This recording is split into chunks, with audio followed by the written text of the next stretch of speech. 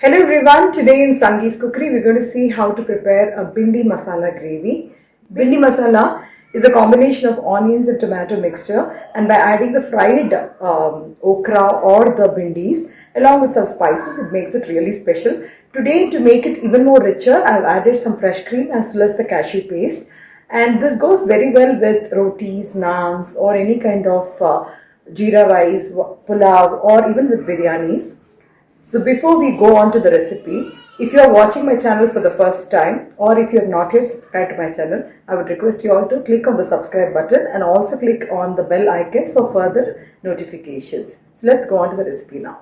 I have taken quarter kg of lady's finger or the bindi. I washed it and cleaned it with a cloth and I cut it in this size. Basin, I have taken about 1 tablespoon. 2 small onions finely chopped. 3 to 4 green chilies slit, 2 bay leaves, 1 tablespoon of ginger garlic paste, jeera 1 teaspoon, half a teaspoon of hing, half a cup of fresh curds, 1 teaspoon of garam masala powder, salt as per taste, half a teaspoon of turmeric powder, 2 teaspoons of dhania powder, 1 teaspoon of red chili powder, 3 small tomatoes, I have pureed it, half a teaspoon of dry mango powder or the amchur powder, 1 tablespoon of the kasuri methi and 2 to 3 tablespoons of freshly cut coriander leaves and some oil required for frying. First I'm going to heat up the pan. I'm adding around 2 tablespoons of oil. Now I'm going to add the bindis or the lady's finger. A small tip which I want to pass it on to you. If you're buying it today, use it today itself. Maximum you can keep it for the next day.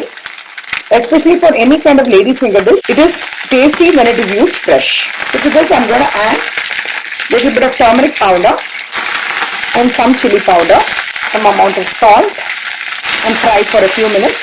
After about a minute, I'm just going to add the basin. Mix it up nicely so that the basin also gets coated on the surface of the bindis. I'm also going to add about a teaspoon of oil so that we get that nice crispy effect. Usually these bindis are deep fried when you're making this recipe, but shallow frying requires less oil when compared to the deep frying, so I'm using this method. If you like the deep fried bindis and are not very oil conscious, you can always deep fry it. So if you're going to deep fry the bindis, you don't have to add the basin. I've been cooking this for about 5 minutes. Now I can see that the bindis have nicely got cooked. So I'm going to transfer this to a plate. Now in the same pan, I'm just going to add some oil. Be adding 2 bay leaves. Also a teaspoon of jeera. Once the jeera splutters, I'll be adding the finely chopped onions. I'll add a little bit of salt so that the onions gets fried faster. I'll also add the ginger garlic paste. You can fry this until the raw smell of the ginger garlic paste goes. I'm also going to add the slit green chilies. Now we're going to add in all the masala powders. Red chili powder, some salt, dhania powder, half a teaspoon of hing, dry mango powder or the amchur powder. Mix up all the masalas nicely.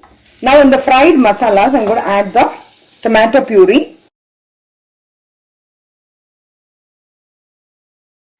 We can cover this and cook for a few minutes. It's been about 3 to 4 minutes. And at this stage, I'm going to add half a cup of yogurt. Just make sure that the flame is in low. Mix it up nicely. You can even switch off the gas before adding the curd, and after adding the curd you can keep the gas in low flame.